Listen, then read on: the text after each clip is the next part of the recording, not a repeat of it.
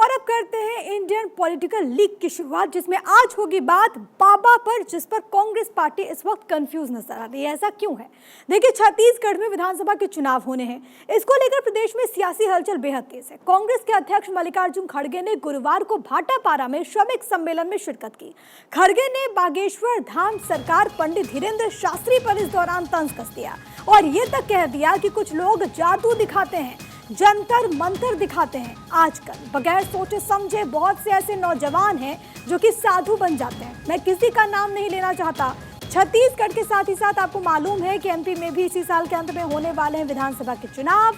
MP में चुनाव से पहले धीरेन्द्र शास्त्री की कथा कराई जाती है और कांग्रेस के कमलनाथ ने भी धीरेन्द्र शास्त्री की कथा करा दी। वहीं दूसरी तरफ कांग्रेस पार्टी के राष्ट्रीय अध्यक्ष मल्लिकार्जुन खड़गे ये कहते हुए नजर आते हैं कि कुछ लोग ऐसे हैं जो कि जादू दिखाते हैं, जंतर मंतर करते हैं, बगैर सोचे समझे बहुत से ऐसे नौजवान लोग हैं जो कि साधु बन जाते हैं। हालांकि इस दौरान खड़गे ने किसी का नाम नहीं लिया, लेकिन उनका इशारा सीधे तौर पर धीरेन्द्र शास्त्री पर था। अब सवाल इन दो तस्वीरों के जरिए आप समझिए। एक तरफ जहां पर एक तस्वीर ऐसी आती है जहां पर कांग्रेस की तरफ से पीसीसी चीफ कमलनाथ, नकुल नाथ की तरफ से आयोजन होता है और आयोजन में आप तस्वीरों में देखें किस तरीके से पंडित धीरेन्द्र कृष्ण शास्त्री को बाकायदा बुलाया जाता है, कथा वाचन यहाँ पर कराया जाता है और इस दौरान इसको लेकर के भी तस्वीरें हमने देखी। लेकिन दूसरी तरफ एक ऐसी तस्वीर सामने आती है जहाँ पर मल्लिकार्जुन खड़गे तंज कसते हुए यहाँ पर नजर आते हैं। अब आखिरकार बाबाओं पर कांग्रेस पार्टी में इतना कंफ्यूजन क्यों है, ये सवाल यहाँ पर उठ रहा है।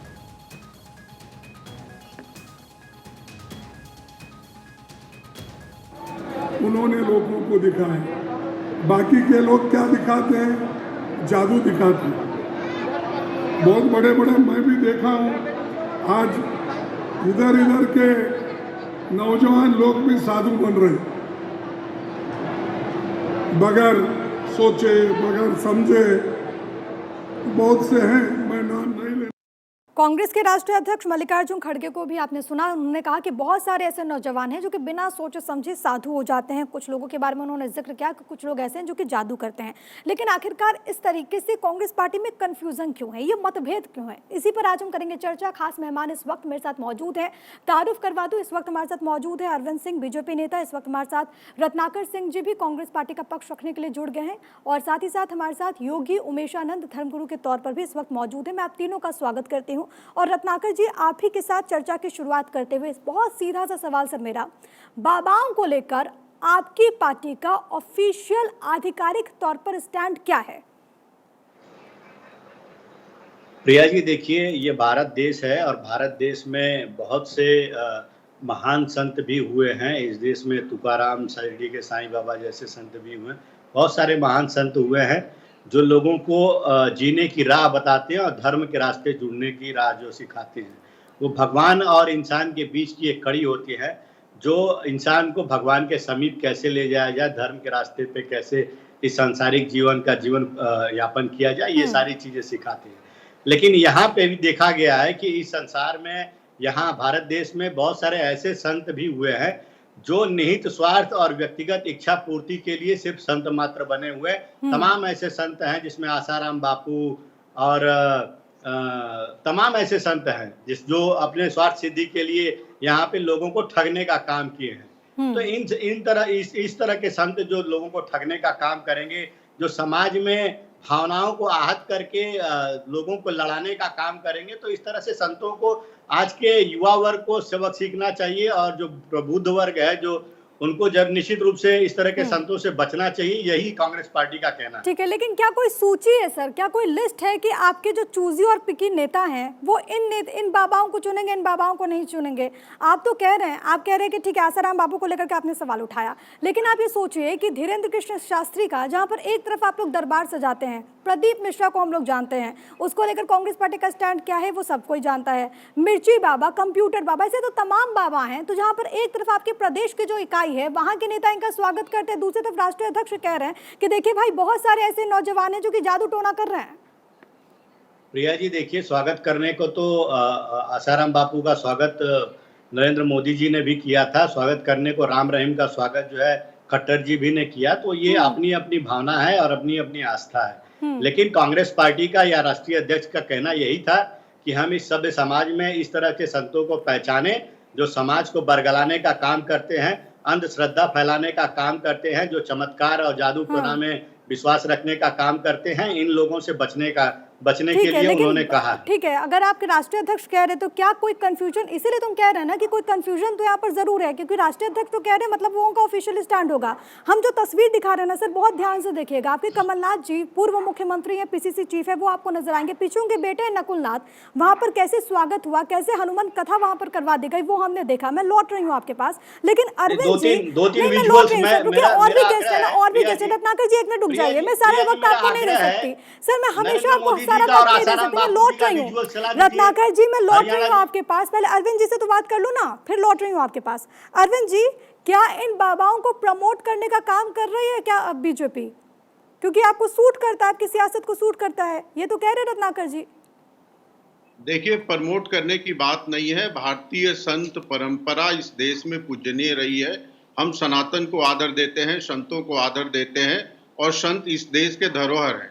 भारत की एक लंबी संत परंपरा रही है, लेकिन कांग्रेस का जो लीडरशिप है वो कंफ्यूज है, और कंफ्यूज होने के नाते पूरी की पूरी पार्टी कंफ्यूज हो गई है।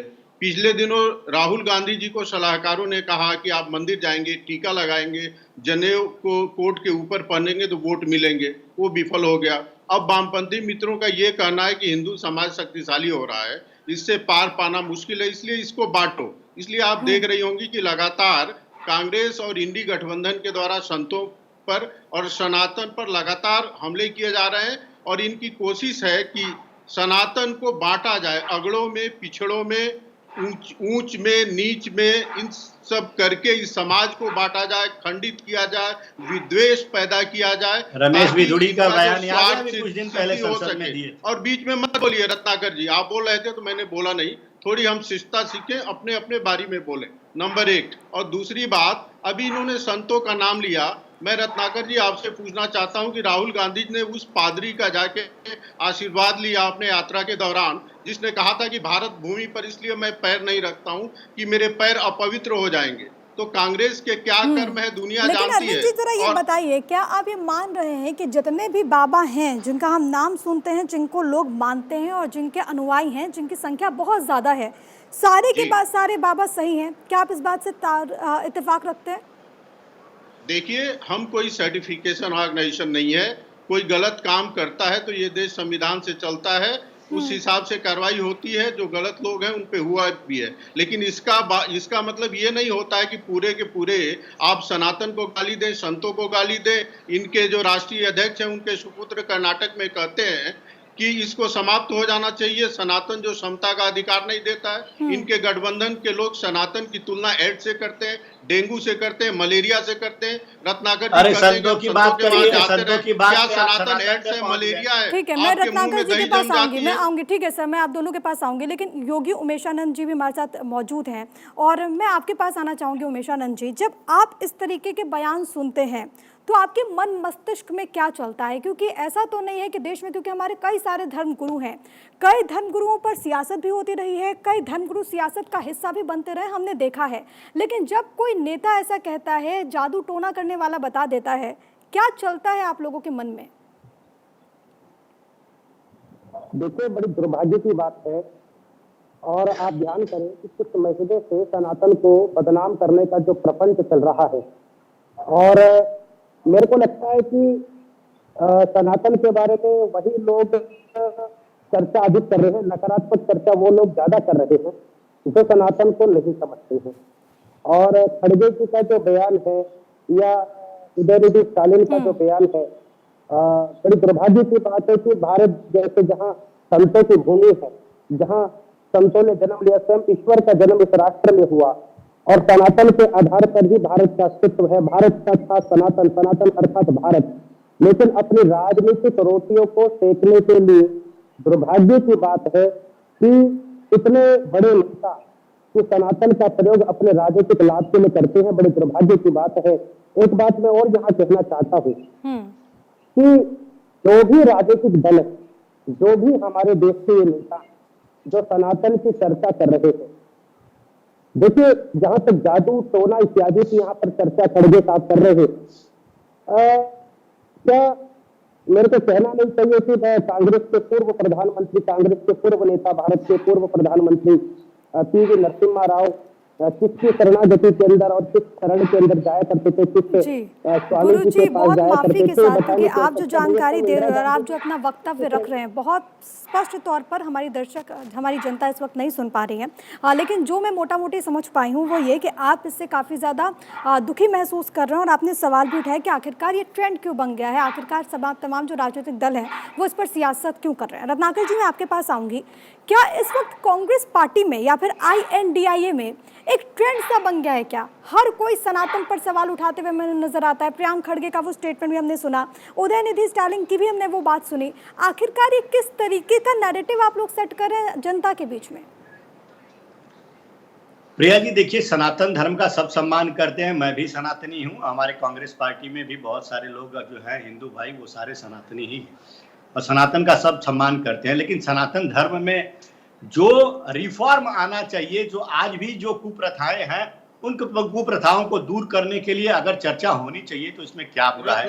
आज भी छुआछूत, सुनिए रत्नाकर जी, एक प्रश्न मेरा ले लीजिए, एक प्रश्न रत्नाकर जी जरा एक प्रश्न लीजिए, केवल सनातन में भारत में जितने भी संप्रदाय हैं, जिनको बोलने दीजिए। देखिए आप जो बोल रहे हैं तो आपने बोला, एक मिनट रुक जाइए। अरविंद जी ऐसे डिबेट नहीं होती ना, अरविंद जी एक मिनट, एक करके रत्नाकर जी को बोलने दीजिए। नहीं रत्नाकर जी आपको पूरा मौका मिलेगा, आप कहिए। अरे अभी जब मैं बोल रहा था ठीक है फिर वो चुप हो गया ना सर।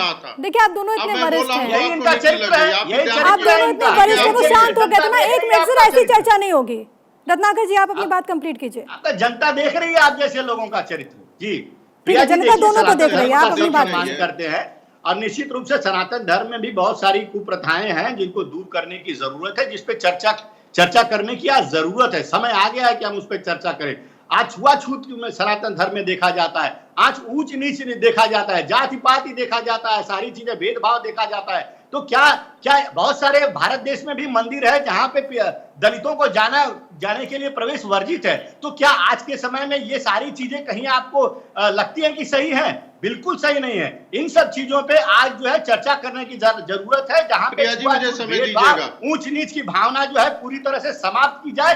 ये कांग्रेस पार्टी चाहती है सबको समानता का अधिकार मिले इस देश में। इस देश में सभी को उतना ही सम्मान मिले, जितने अगड़ों को मिलता है उतने ही पिछड़ों को मिले।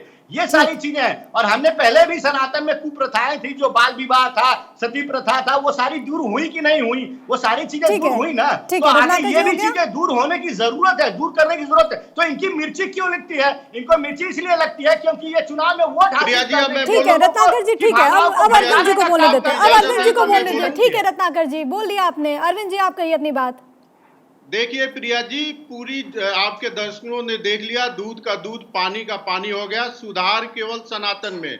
इस देश में हलाला प्रथा भी है, पर्दा प्रथा भी है, बुर्का प्रथा भी है, तलाक से संबंधित भी दिखते थी इस देश में, पैसा दे के धर्मांतरण भी किया जाता है इस देश में। लेकिन किसी पर कांग्रेस उंगली नहीं उठाएगी। जॉर्ज पूनिया जो कहता है पादरी कि भारत भूमि पे पैर नहीं रखता हूं कि अपवित्र भूमि है, उससे इनके नेता आशीर्वाद लेते हैं। इनकी मंशा समझ में आती है कि सनातन पर अटैक करो, सनातन को अगड़े और पिछड़े में बांटो, सनातन पर में विद्वेष पैदा करो। और जब हिंदू समाज बटेगा तो कांग्रेस की राजनीतिक रोटी सीखेगी। आजकल मैं प्रिया जी, मैं कहना चाहता हूं, आप उनको बोलते हैं, आप खुद वही काम कर रहे हैं, उनको कंप्लीट करने दीजिए ना। कांग्रेस का जो हाथ है वो सनातन विरोधियों के साथ है। और यही पार्टी है जो राम के अस्तित्व पे प्रश्न लगाई थी सुप्रीम कोर्ट में एफिडेविट देकर। तो आचार्य धीरेन्द्र कृष्ण शास्त्री पर प्रश्न लगा रहे हैं। ये तो इनके स्वभाव का और चरित्र का अंग है। जो भगवान पर संदेह व्यक्त कर सकता है, जो भगवान के ऐतिहासिकता पे संदेह व्यक्त कर सकती है जो पार्टी, उसके लिए संतों पे प्रहार करना कोई बड़ी बात नहीं है। ठीक है, मैं रिएक्शन ले लेती हूँ। धन गुरु भी हमारे साथ मौजूद हैं। गुरु जी मैं आपके पास आना चाहूंगी। और आप जब इस तरीके से स्टेटमेंट सुन रहे हैं और खास तौर पर चुनावों के वक्त हम देखते हैं कि ऐसे जो बयानबाजी का दौर है बहुत ज्यादा तेज हो जाता है। क्या आपको लगता है कि सिर्फ चुनावों के कारण ही ऐसे सवाल उठते रहे? आपको मेरी आवाज आ रही? जी जी। देखिए, मैंने अभी इससे पूर्व आप लोगों को कहा था कि किसी भी राजनीतिक मंच से आप देखें कि मुझे बड़ा आश्चर्यचकित होता हूँ कि क्या आवश्यकता पड़ गई कि जैसे ही इलेक्शन आ जाते हैं कि कांग्रेस को सनातन की चिंता सताने लगती है और कांग्रेस के शीर्ष नेता सनातन की चर्चा करना प्रारंभ कर देते हैं, और इलेक्शन जैसे चुनाव आने लगते हैं तो सनातन की गंभीरता पर ये प्रश्न खड़ा करते हैं। और इतना लंबा समय अंतराल हो गया आजादी से लेकर आज तक, और देखिए एक बात और, सनातन को ही लेकर के चर्चा होती है।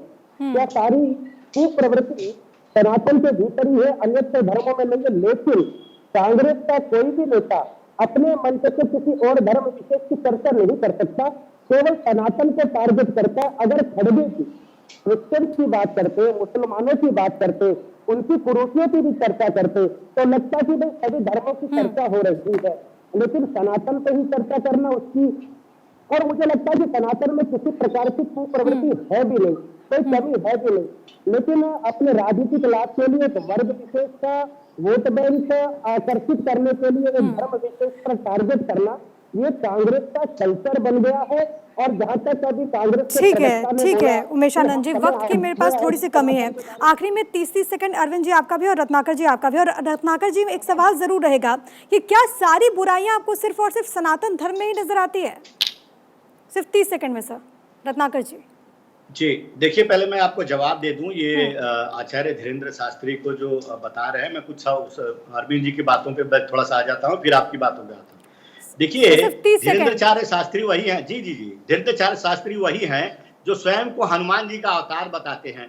बताइए अभी कौन सा वो चमत्कार कर देते हैं कि वो हनुमान जी का अवतार में परमात्मा का अंश है। यही धीरेन्द्राचार्य शास्त्री हैं जो शिरडी के साईं बाबा को कहते हैं कि वो फकीर तो अपने आप को हनुमान का, इसमें बुराई क्या है?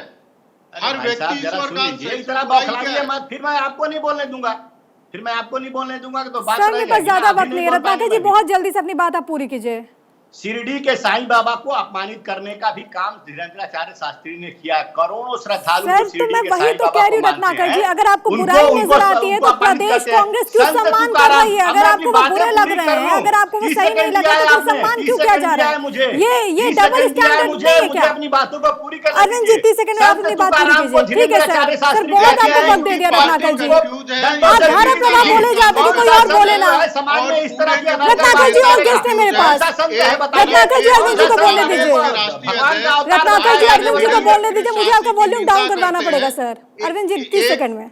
देखिए ये कंफ्यूजन की निशानी है। एक तरफ इनके राष्ट्रीय अध्यक्ष निंदा करते हैं और दूसरी तरफ इनके वरिष्ठतम नेता कमलनाथ जी उसी आचार्य धीरेन्द्र शास्त्री का पैर धोकर चरणों तक लेते हैं। तो ये कंफ्यूजन की निशानी है। लेकिन कांग्रेस के मूल चरित्र में सनातन विरोध है, उनसे क्यों मिलते हैं? ठीक है सर, मेरे पास वक्त की कमी है। आप तीनों का बहुत धन्यवाद, तीनों का बहुत धन्यवाद। चलिए, आप उन पर आरोप लगाएंगे, वो आप पर आरोप लगाएंगे, लेकिन सवाल यह है कि आखिरकार बाबाओं पर इतना कंफ्यूजन क्यों? और अगर जरूरत नहीं है तो कह दीजिए कि जरूरत नहीं है, क्यों वहां पर नेता जाते और गुणगान करते हैं। आप तीनों का बहुत शुक्रिया।